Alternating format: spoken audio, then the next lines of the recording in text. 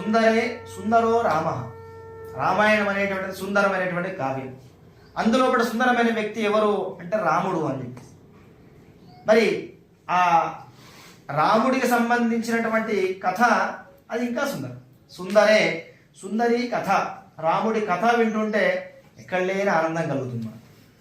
అంతేనా అంటే అంతేకాదు. సుందరే సుందరి సీత. ఈ సుందరం అనేటువంటి రామాయణంలో కూడా సీతాదేవి ఎలాంటిదంటే సుందరి అంటే రాముడికి సరి సమానమైన వ్యక్తి కావాలి కదా. సరి సమానమైన వ్యక్తి ఎవరు అంటే లక్ష్మీదేవి సీతాదేవిగా అవతారం చేస్తుంటుంది. ఆమె సుందరి. సుందరే సుందరి సీత. సుందరే సుందరం వనం.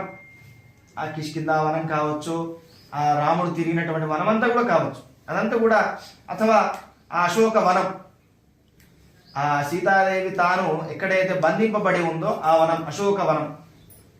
దాని పేరే అశోక. శోకము అంటే బాధ, దుఃఖం. శోకం లేనిది ఏదైతే ఉందో అదే అశోకం, అశోకవనం. సుందరే సుందరం వనం, అశోకవనం. మరి ఇంకేమిటి ఇందులో సుందరం అంటే సుందరే సుందరం కావ్యం. సుశ్రావ్యమైనటువంటి, వింటే చెవులకు ఇంపుగా ఉండాలి. అలాంటి విషయాలతో కూడుకున్నటువంటి కావ్యం ఈ సుందరకాండ. అంతేకాకుండా సుందరే సుందరో కపిహి. ఆయన పెంపుడు జంతువు కాదు, కానీ ఆరాధ్య జంతువు కపి. సుందరే సుందరం సుందర కపి. సుందరే సుందరం మంత్రం. ఇంకొకటి విశేషంగా ఈ సుందరకాండది విశేషం ఏమంటే ప్రతి ఒక్క మంత్రం కూడా ఒక్కొక్క జపంలా దాన్ని ఆచరిస్తే కనుక ప్రతి ఒక్కటి కూడా మనకి పరిహారం అవుతూ పోతుంది. ఒక్కొక్క మంత్రం ఒక్కొక్క దుఃఖాన్ని పరిహారం చేస్తున్నట్టు. సుందరే సుందరం మంత్రం. ఇంకా ఏం చెప్పాలి? సుందరే కిమ్న సుందరం. ఈ సుందరకాండలో లేనిది ఏది లేదు, అన్ని సుందరమే. అలాంటి సుందరకాండ పారాయణం కావచ్చు, హోమం కావచ్చు, ప్రవచనం కావచ్చు, ఎవరు వింటారో వారికంతా కూడా సుందరమే అవుతుంది. ఎక్కడ కూడా దుఃఖం అనే మాట లేకుండా పోతుంది. అలాంటి సుందరకాండలో మొట్టమొదటిగా రాముడు లక్ష్మణుడు రావడం, సుగ్రీవుడిని కలవడం, సుగ్రీవుడు వాలిని సంహారం చేయించడం, అదంతా అయిపోతుంది. ఇక 4 దిక్కులకి సుగ్రీవుడు ఆదేశిస్తాడు సీతాదేవి అన్వేషించడానికి అని చెప్పి. కానీ రాముడు సర్వజ్ఞుడు.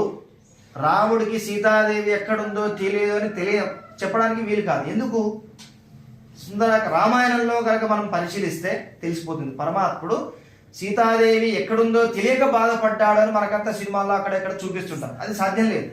ఎందుకు అంటే నరమాపి ఆ నిత్య అవియోగిని రమా అని చెప్పేసి అంటారు శాస్త్రంలో.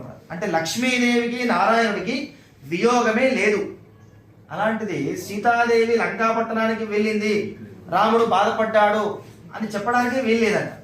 ఎందుకంటే సీతాదేవి రాముడిని విడిచిపెట్టి వెళ్ళలేదు. వెళ్ళింది ఎలా? కేవలం ఒక దైహికంగా మాత్రమే తాను వెళ్ళింది, కానీ మానసికంగా రాముడి చెంతనే ఉంది. మరి ఎందుకు ఏడ్చాడు అంటే ప్రియమైన వస్తువు దూరమైతే ఆటోమేటిక్గా బాధపడతారు. ఆ బాధ మనిషిగా అవతారం చేసినటువంటి రాముడు కూడా దాన్ని నటించాడంతే తప్ప రాముడికి బాధ లేదు. తనకు బాధలు ఉంటే ఇంకొకరి బాధను ఎలా తీరుస్తాడు చెప్పండి? తానే దరిద్రుడు, ఇంకొకరి దారిద్ర్యాన్ని ఎలా పరిహారం చేస్తాడు? సాధ్యమే లేదు. ఒక ధనికుడు ఒక దరిద్రుడి యొక్క దారిద్ర్యాన్ని పోగొట్టచ్చు, కానీ ఒక దరిద్రుడు ఇంకొక వ్యక్తికి దారిద్ర్యం పోగొట్టలేడు. మరి అలాంటిది రాముడికి దుఃఖం ఉంది అని మనం ఎలా చెప్పగలం? సాధ్యమే లేదు. అంటే రాముడికి సీత దూరం కానే లేదు, తన దగ్గరే ఉంది. కానీ దైహికంగా మనుష్య దృష్టికి గోచరించేటట్టుగా తాను దూరమైందంతే. మరి రాముడికి లంకాపట్టణంలోనే సీత ఉంది అనే ఒక విషయం ఎలా తెలుస్తుంది? హనుమంతుడు వెళ్ళి చూసి వచ్చాక తెలిసిందంటే కాదు, మొదలే తెలుసు. పరమాత్ముడు సర్వజ్ఞుడు. అంటే 4 దిక్కులు 4 సైన్యాన్ని పంపిస్తారు. దక్షిణానికి హనుమంతుడు, అంగదుడే, జాంబవంతుడు మొదలైనటువంటి సైన్యాన్ని పంపిస్తారు. పంపించేటప్పుడు 4కి 4 గురుతులు ఇచ్చి పంపించాలి. కానీ హనుమంతుడికి ఒక్కడికి మాత్రమే ఉంగరాన్ని ఇచ్చి పంపిస్తాడు. ఎందుకు? భగవత్ కార్యసాధక. ప్రథమో హనుమాన్ నామ ద్వితీయో భీమయేవత పూర్ణ ప్రజ్ఞ స్తుతిస్తూ భగవత్ కార్యసాధక అని చెప్పేసి. ఆ భగవంతుడి యొక్క కార్యసాధకుడు ఎవరు అంటే హనుమంతుడిని మించినటువంటి వ్యక్తి ఎవరు లేరు. ముఖ్య ప్రాణుని మించినటువంటి వ్యక్తి, వాయుదేవుని మించినటువంటి వ్యక్తి ఇంకొకరు లేరు. కాబట్టి ఈ కార్యాన్ని సాధించే వ్యక్తి హనుమంతుడే. అది దక్షిణానికి పంపిస్తే అక్కడే సీతాదేవి ఉంది, తన్ను చూసుకొని వస్తాడు, కార్యసాధకుడు హనుమంతుడని తెలిసి పంపించాడు. అలా హనుమంతుడు దక్షిణానికి అంతా వెతుక్కుంటూ రావడం, అక్కడికి రాగానే అక్కడ సంపాతి వల్ల తెలుస్తుంది. సంపాతి ఒక గద్ద జాతికి చెందినటువంటి పక్షి. తాను ఒక పర్వతం పైన నిల్చొని చూస్తుంది. దూరదృష్టి గద్దలకు అది దేవుడిచ్చినటువంటి వరం, దూరదృష్టి. అక్కడి నుంచి చూస్తుంది, సీతాదేవి లంకాపట్టణంలో ఉంది అని చెప్పేసి. అంటే కపిల సైన్యానికి అందరికీ కూడా. కానీ సముద్రాన్ని దాటుకొని అక్కడికి ఎలా వెళ్ళాలి, వెళ్ళేది ఎవరు? ఇక సాధ్యం లేదు. ఇక్కడనే మనం అందరం కూడా సన్యాస దీక్షను తీసుకొని హాయిగా ఇక్కడే ఉండిపోదాం. ఎందుకు? ఇక్కడి నుంచి వెళ్తే సుగ్రీవుడు ఆజ్ఞ ఇప్పటికంటారు, సుగ్రీవ ఆజ్ఞ అని చెప్పేసి. ఎవరైనా గవర్నమెంట్ ఏదైనా ఆర్డర్ చేసి పాస్ చేసేటప్పుడు ఇది సుగ్రీవ ఆజ్ఞ అని చెప్పేసి.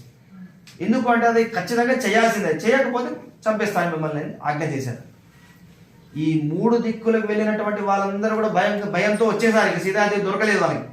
పూర్వ, పశ్చిమ, ఉత్తర, దక్షిణానికి వెళ్ళినటువంటి వ్యక్తులు ఒకవేళ అలాగే వస్తే వీళ్ళందరినీ చంపేస్తాడని భయంతో వీళ్ళందరూ ఉన్నారు.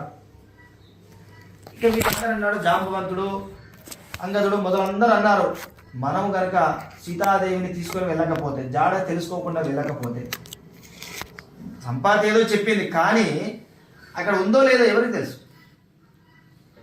ఖచ్చితంగా ఒక ఆధారం అయితే కావాలి కదా, మేము చూసి వచ్చామని చెప్పడానికి. హనుమంతుడు తీసుకెళ్ళాడు, చూడమని ఇచ్చాడు, అంతా సరిపోయింది. అంతకు ముందు వీళ్ళేం ఆలోచిస్తున్నారు, మనము గనక కిష్కిందకు వెళ్తే సుగ్రీవుడు మనల్ని బతకనివ్వడు, కాబట్టి మనం వెళ్ళకుండా ఇక్కడే ఉండిపోతే హాయిగా ఇక్కడే మన శేష జీవితాన్ని గడిపేద్దామని చెప్పేసి. అంటే హనుమంతుడు ఊరుకోలేదు. ఎందుకు? భగవత్ కార్యసాధక, ప్రాణం పోయేంత వరకు వెతుకుదాం. ఒకవేళ వెతికే సందర్భంలో ప్రాణమే పోయిందనుకోండి, చాలా సంతోషం.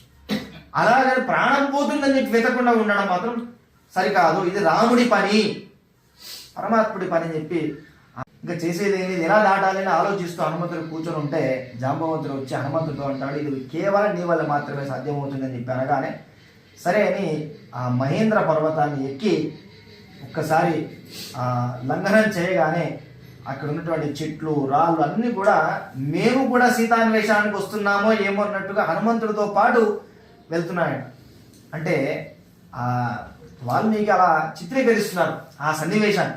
సామాన్యంగా ఏదైనా మనం లేస్తున్నప్పుడు ఆ వేగానికి కింద ఉన్నటువంటి కొన్ని వస్తువులు కూడా ఒక సెకండ్ లేచి కింద పడిపోతాయి, అది కామన్. కానీ వాల్మీకి మహర్షి దాన్ని ఎలా చిత్రీకరించారు అంటే, మేము కూడా హనుమంతుడితో పాటు సీతాన్వేషణానికి వెళ్తున్నామో ఏమో అన్నట్టుగా ఆ రాళ్ళు, చెట్లు అన్నీ కూడా హనుమంతుడితో పాటు కొంత దూరం ప్రయాణించాయి అని చెప్పి చెప్తారు.